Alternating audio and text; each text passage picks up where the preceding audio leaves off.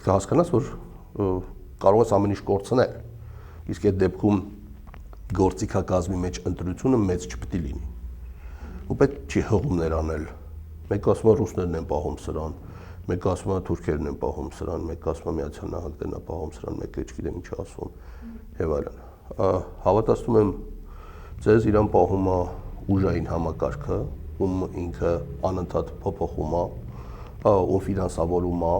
ումով ստեղծել է իրական Հայաստանի կոնցեպտ, ինքը շատ լավ հասկանում է, որ փողը հայի մի շարք տեսակների համար Աստծուց ավել է, հետեւաբար կարելի է բոլորին գնել, ով էլ չի վաճառվում, ավելի թանկ գնով է վաճառվում,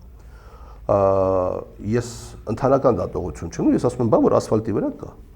այո, կարող են բարոյական ինչ-որ վիճակներ լինել, որ այդ մարդիկ, չգիտեմ, զզվեն, այսպես տհաճություն ապրեն, բայց մտնում են, չէ՞ դրա, դա հարց։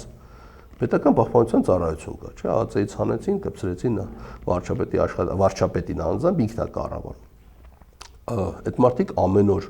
ում անվտանգություն են ապահովում։ Մարդու, ով հանձնել է Արցախը 5000 հոգու